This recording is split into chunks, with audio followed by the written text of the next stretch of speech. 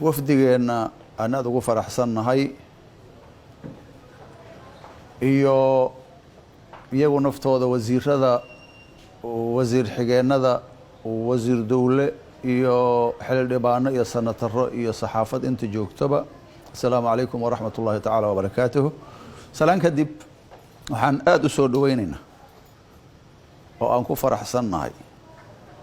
oo aan dhahaynaa طلع البدر علينا wafdiga qiimaha badan leh ee walaalaheena ah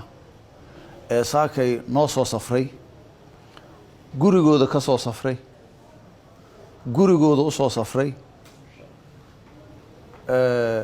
meel laga jecel yahay ka soo safray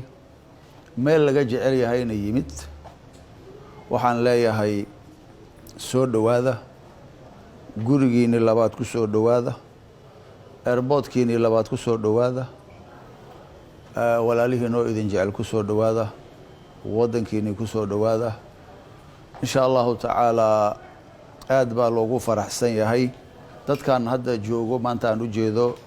dhankayga rag dadka ka socda wiilal iyo gabdhoba shalayna way joogeen galabkii qadar allahu in hoogaa diyaaraddu ay baaqatay maantana waa nimidoo waa sugaynay aad baa laydin sugaayey laydinku faraxsan yahay intaan waa in yaroo dawladda ka mid oo hordhac ahee shacabkii oo dhan baa idin sugay shacabkii oo dhan baa idin sugayo soo dhowaada mar kale iyo mar labaadba soo dhowaada